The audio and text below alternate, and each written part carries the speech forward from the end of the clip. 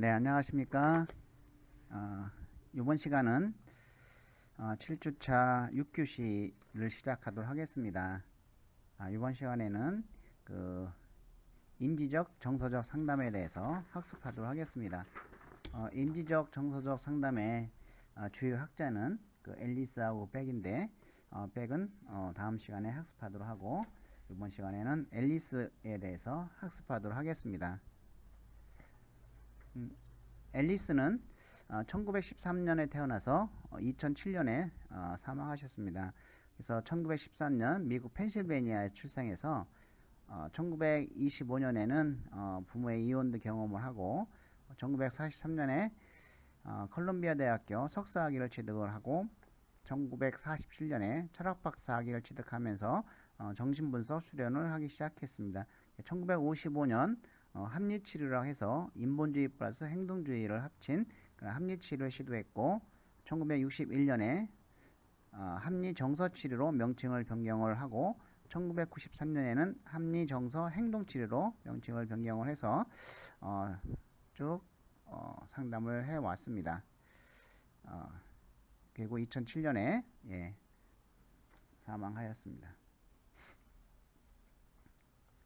이 앨리스는 앨리스의 인지적 성격 이론을 살펴보면은 이 앨리스는 어떤 사건보다는, 그러니까 활성화된 사건, 이런 사건보다는 그 사건을 어떻게 사람들이 생각하는가에 대한 신념 체계가 인간의 감정이나 행동에 영향을 미친다고 가정을 하였습니다. 그래서 이런 합리적 이성이 중요하다는 가정에서 출발한 그의 상담 접근 방법은 인지치료 또 인지정서에서 이제 인지정서 행동치료로 발달을 한 것입니다. 자, 이제 앨리스의 우리가 주요한 이론 내용은 이제 그 비합리적인 신념에 대한 것인데, 이런 비합리적인 신념은 심리적 부적응과 이런 정신장애의 근본 원인이 이런 비합리적인 신념에 있다는 것입니다. 이런 비합리적인 신념에 의해서 야기된 이런 부적절한 감정이나 이런 역기능적 행동은 또 다른 비합리적인 생각을 촉발하는 이 악순환을 되풀이한다고 합니다. 그래서 인간은 불완전한 존재이기 때문에 인간과 관련해서 어떤 당위성을 강조하는 것은 비합리적이라는 거죠.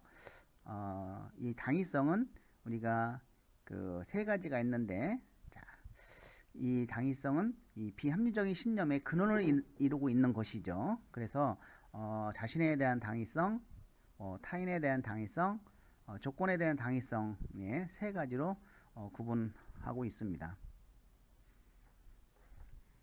자, 성격 이론에서 이제 생득적 성격인데요. 인간은 생득적으로 어떤 자기 실현의 경향과 자기 파기적 경향의 어떤 양면적 성격을 가지고 있다고 하였고, 이것은 인간이 그 합리적인 신념이나 비합리적인 신념과도 연관되어 있다고 합니다. 그래서 인간은 모든 것이 자기의 뜻과 같이 잘 이루어지기를 바라고 있죠. 여러분들도 여러분 뜻에 그 뜻으로 이루어지기를 바라고 있는데, 그렇게 되지 않았을 때 어떻게 할 것인가에 대한 것이죠. 그래서 그 인간은 모든 것이 어떤 자기의 뜻과 같이 잘 이루어지기를 바라고 또 그렇게 되어야 한다고 믿고 있으며, 이것이 즉시 이루어지지 못했을 때 자기 자신과 타인을 맹렬히 비난하는 경향이 있다고 합니다. 이것이 이제 타고나면서 태어난 이 성득적 성격이라고 하고 있죠. 자, 우리가 비합리적인 신념에서 이런 합리적 사고와 비합리적 사고의 차이를 살펴보면은, 자, 논리성에서 합리적 사고는 논리적으로 모순이 없고 비합리적 사고는 논리적으로 모순이 많은 것이죠. 그 다음에 현실성은 합리적 사고는 경험과 현실과 일치하고 비합리적 사고는 경험적 현실과 이런 일치하지 않는다는 것이죠. 자, 실용성은 삶의 목적 달성에 도움이 되고 비합리적 사고는 삶의 목적 달성에 방해가 된다고 합니다. 자, 융통성은 그 합리적 사고는 융통성이 있고 굉장히 유연하다는 것이죠. 사실 이제 융통성과 유연하고 비합리적 사고는 절대적, 극단적이며 경직되어 있다고 합니다. 파급 효과는 합리적 사고는 적절한 정서와 적응적 행동에 영향을 주고, 비합리적 사고는 부적절한 정서와 부적응적 행동을 유도한다. 이런 비합리적인 사고 때문에 어떤 부정적인 감정도 생기고, 또 부정적인 정서, 그리고 이제 부정적인 행동도 나타날 수 있다는 것이죠. 그래서 이런 비합리적 신념의 체득 과정을 살펴보면은, 인간은 생득적으로 비합리적 사고를 지닐 수 있는 경향성이 있다는 것입니다. 그리고 이것은 어린 시절에 부모나 사회가 교육시킨 것이고, 또 이런 사회나 부모의 가치를 옳은 것으로 수용하여 자기 것으로 받아들이면서 체득되는 것이죠. 그래서 이런 비합리적인 신념은 다른 사람에게 의지해야 하고, 또 의지할 수 있는 누군가가 있어야 된다. 이거 첫 번째 이제 비합리적인 신념. 또 인간의 문제에는 완전한 해결책이 있다. 그리고 세상은 반드시 공평해야 되고 정의는 반드시 승리한다. 이런 그 세 가지의 비합리적인 신념을 우리가 꼭 기억을 해야 될 것 같습니다.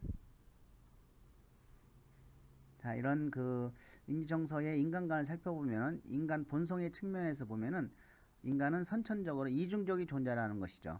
합리적이면서도 비합리적인 신념을 만들 수 있는 사람, 존재. 그리고 인간은 비합리적 사고의 결과로 이런 정서적인 문제를 만들어낸다는 것이죠.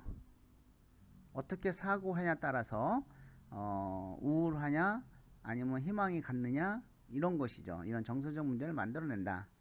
그래서 인간은 인지, 정서, 사고하고, 그 다음에 그걸로 인해서 발생되는 어떤 정서적인 측면에서 행동을 발전시킬 수 있다. 이렇게 연결이 될 수 있다는 것입니다.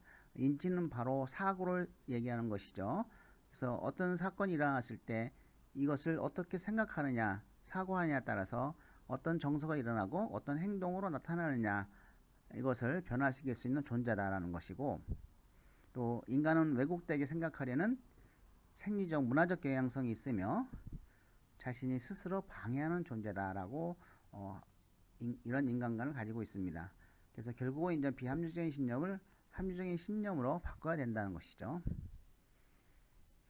자, 그러면 이러한 비합리적인 사고를 일으킬 수 있는 요소가 뭔가를 보면은, 첫 번째는 당위적 사고죠. 그래서 이 당위적 사고는 뭐뭐 해야 된다만 하는 것이죠. must, should, ought, have to. 그래서 자신에 대한 당위, 또 타인에 대한 당위, 세상에 대한 당위, 이런 것들이 있습니다. 난 마땅히 이렇게 해야만 된다. 남들은 당연히 이렇게 해야 된다. 세상은 당연히 이렇게 돼야만 된다. 라고 하는 당위성. 이러한 당위성이 성립이 안 되면 이제 굉장히 우울하고 불안해하는 것이죠. 또는 이제 과장적 사고. 끔찍하다, 뭐만 큰일 난다. 사실은 그렇게 끔찍한 일이 없어요. 예를 들어서 중간고사 이번 시험 못 보면 정말 큰일 난다. 근데 그러면 중간고사를 못 봤을 때 어떤 큰일이 일어날 수 있는지 한번 얘기해 보세요 라고 하면은 잘 얘기를 못하죠. 그래서 이런 것은 하나의 과장적 사고다라고 이야기할 수가 있습니다. 또 좌절의 불포용, 인간의 한계를 수행하지 못하는 경우도 이러한 비합리적인 사고를 일으킬 수가 있다.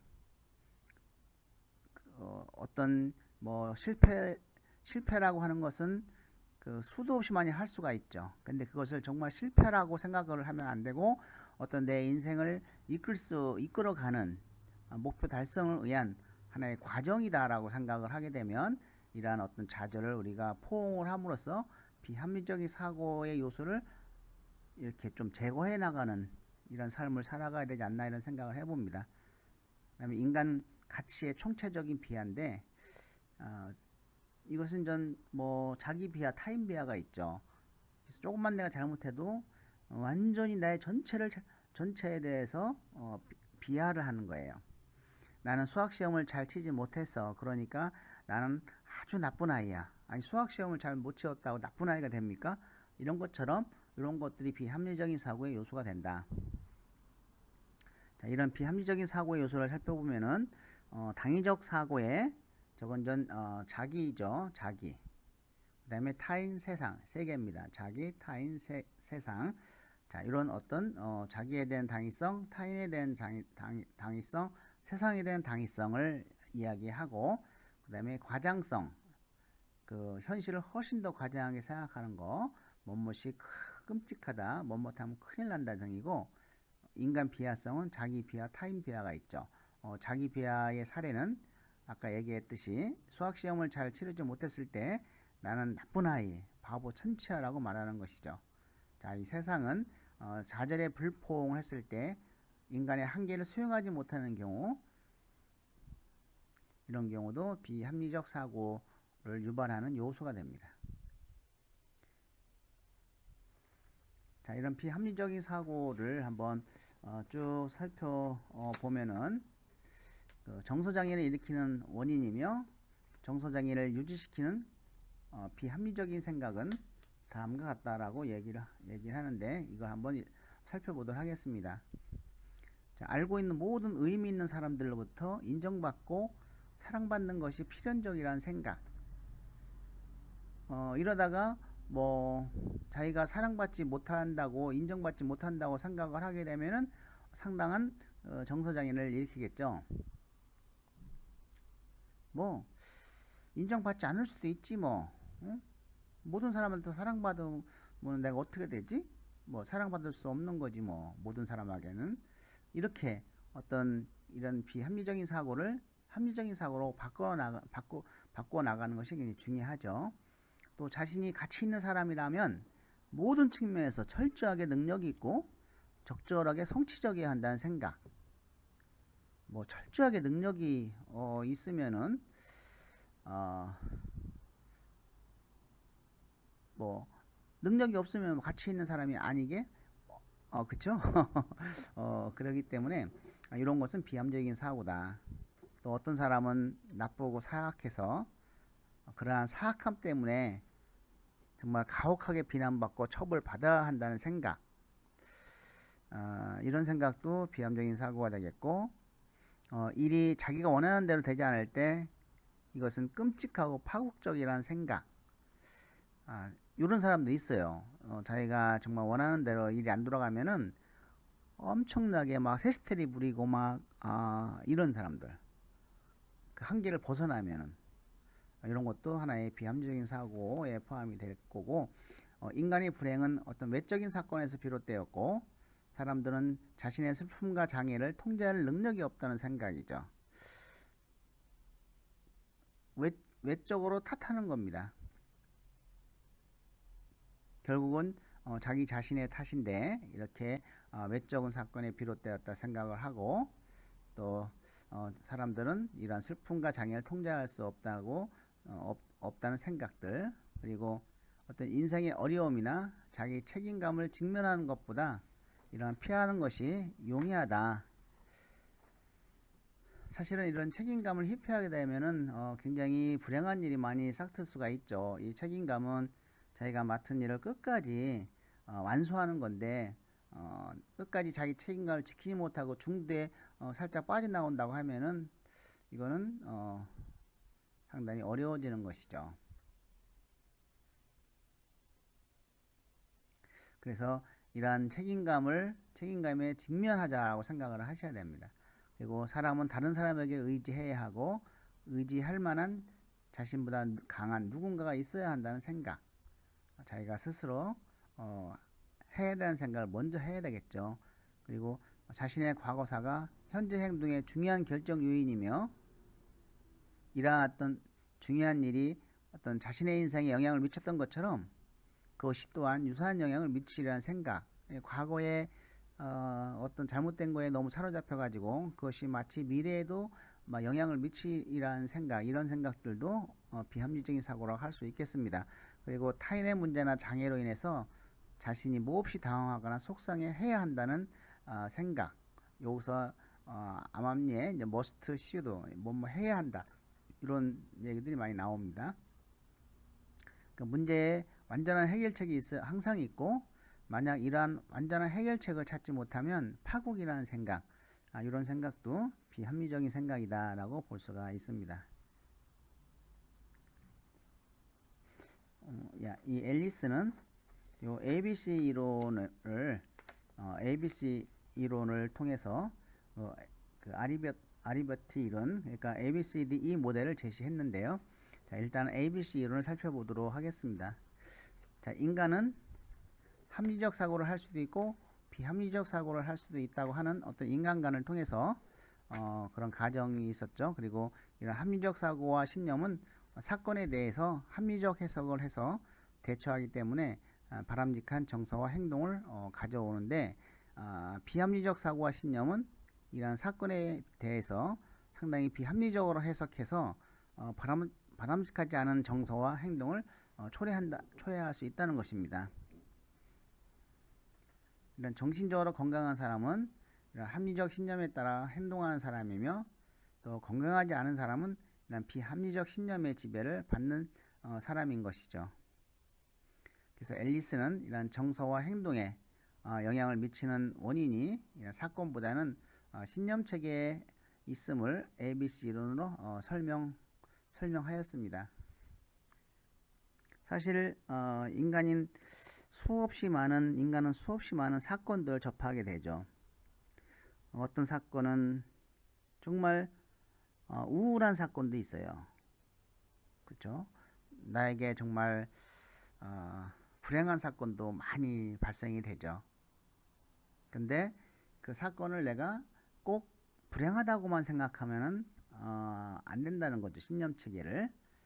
뭐 그럴 수도 있고, 뭐 그런 사건이 나에게 닥쳤지만은 이것은 뭐 나의 어떤 긍정적인 마음을 더 강화시켜 줄 수 있는 경험이 될 거야. 이렇게 생각을 하면은 어떤 정서적인 문제도 굉장히 좋아질 수가 있다는 것입니다. 그래서 이런 활성화된 사건은 그렇게 중요하지 않다고 이야기를 하고 있습니다. 그래서 앨리스는 이러한 정서와 행동에 영향을 미치는 원인이 사건보다는 그거를 어떻게 생각하느냐 하는 신념 체제에 있음을 ABC 이론으로 설명한 것이죠. 자, ABC 이론을 살펴보도록 하겠습니다. 자, A는 그 활성화된 사건이죠. 그리고 B는 신념 체계고, C는 정서적 행동적 결과를 의미하죠. 그래서 앨리스는 내담자 문제를 그의 비합리적 신념 체계를 합리적 신념 체제로 바꾸게 함으로써 해결할 수 있다고 보았습니다. 사실 이러한 것은 우리가 뭐 실직자들 프로그램이라든지 집단 상담 프로그램이라든지 여러분들이 이런 합리적인 사고를 가질 수 있도록 훈련시키는 거에 많이 활용을 합니다. 그럼 한번 여러분들이 한번 과거에 어떤 사건을 내가 이러한 비합리적인 사고를 가짐으로써 굉장히 우울하고 불안했고, 그래서 행동도 정말 엄청나게 과격했고 방황했던 그런 어떤 사건이 있으면 한번 머릿속에 떠올려 오시기 바랍니다. 그리고 그것을 내가 극복을 했는데, 처음에 이런 신념을 갖고 있다가 이렇게 긍정적으로 그런 신념을 바꿈으로써 이런 좋은 결과가 왔다라고 하는 이런 사례를 한번 여러분들이 뭐 빈종이 있으면 빈종에 써도 좋고, 마음속으로 생각을 해보시기 바랍니다. 한 2분 정도 시간을 드리겠습니다.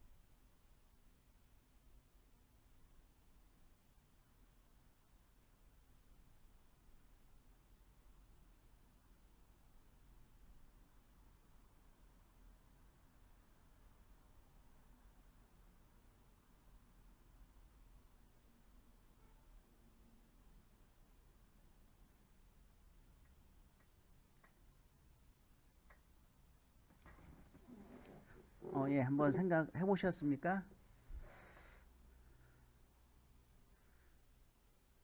예, 그런 사건들이 알게 모르게 그 엄청나게 많이 발생이 되죠. 그래도 여러분과 저는 그것을 잘 이런 합리적인 사고를 생각해서 지금 우리가 이렇게 같이 학습하고 있는 것이라고 생각을 합니다. 자, 그리고 이제 이 앨리스가 중요하게 생각한 이런 그 알리비티 이론 ABC 이 모델을 대해서 한번 학습하도록 하겠습니다.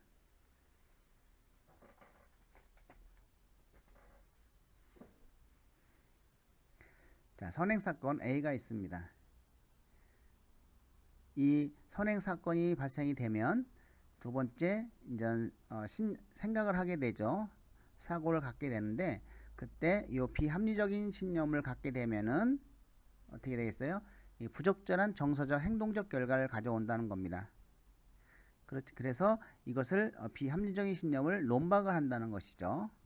논박해서 합리적 신념으로 바뀌면 새로운 체제의 인지체제가 생긴다고 하는데 그것이 이제 효과인데 효과로는 새로운 인지체제가 생겨서 감정이 좋아진다. 효과가 생긴다라고 하는 것이죠. 근데 이게 말처럼 이론적으로 쉬운 건 절대 아니죠. 이러한 그 비합리적인 신념은 어떻게 보면은 어릴 때부터 이렇게 인지체제로 딱 와박혀 있을 수도 있고 또 부모나 가정 환경으로 인해 가지고 이런 비합리적인 신념이 또 몸에 밴 사람들도 있습니다. 나이가 드신 분일수록 상당히 바꾸기가 어렵습니다. 그렇지만 우리는 이 상담을 하는 사람은 자신이 어떤 비합리적인 신념을 가지고 있고 나는 알아야 돼요. 상담자는. 그래서 자기 자신부터 이런 비합리적인 신념을 떨쳐내고 합리적인 신념으로 바꾸는 연습을 통해서 자신부터 좀 바꿔야 되겠다는 것이죠. 자, 선행사건 A가 있습니다. 이것은 정서적 혼란을 야기하는 어떤 사건이나 행위를 얘기하는 것이죠. 예를 들어서 실험에 떨어진 것, 실직 등. 자, 신념체계, 어떤 사건이나 행위 등과 같이 이런 환경적 자극에 대해서 개인이 갖게 되는 태도 또는 사고방식을 이야기하는데 이것이 이제는 우리가 합리적 신념이 됐든 비합리적인 신념이 됐든 두 가지 신념으로 나눌 수가 있습니다. 그래서 이런 비합리적인 신념을 하게 되면은 상당히 그 어떤 정서적으로 우울한 그런 결과를 야기하고 합리적인 신념을 갖게 하면은 그래도 뭐 정서적으로 우리가 버틸만 하게 되겠죠. 그래서 이런 결과는 선행사건에 접했을 때 어떤 비합리적인 태도 내지 사고방식을 가지고 그 사건을 해석함으로써 느끼게 되는 정서적 결과를 의미합니다. 그래서 이러한 그 정서적 결과를 논박을 하는 것이죠. 그 자신이 가지고 있는 비합리적인 신념이나 사고에 대해서 도전해보고 과연 그 생각이 사리에 맞는 것인지 다시 한번 검토해 보도록 상담자가 촉구하는 것이죠. 그래서 이러한 비합리적인 신념을 논박하는 이런 기법들도 많이 경험을 통해서 사실은 여러분들이 그 찾아내야 될 것 같습니다. 어쨌든 이런 논박을 통해서 그것을 이제 바꿔야 된다는 것, 상담자가 내담자가 그걸 인정을 해야 되는 것이죠. 그렇게 해서 그 새로운 인지체제가 생기면 효과를 보는 것이죠. 그래서 내담자가 가진 이런 비합리적인 신념을 철저하게 논박함으로써 합리적인 신념으로 대치한 다음에 느끼게 되는 어떤 자기 수용적인 태도와 이런 긍정적인 감정의 결과를 지칭하게 됩니다. 그리고 이제 새로운 감정이 생기게 되겠죠. 논박의 효과로 인해서 합리적 신념으로 변화하고 그로 인해서 긍정적인 새로운 감정이 생겨납니다. 이러한 비합리적이거나 비논리적 사고 체제를 지닌 구직자에게 가장 좋은 상담 기법은 이렇게 했는데 이거는 역시 이제 합리적 정서적 상담이 되겠죠. 예, 이제 오늘로 이제 7주차 6교시를 마치겠습니다. 여러분 고생 많이 하셨습니다. 한 주 잘 보내시기 바랍니다.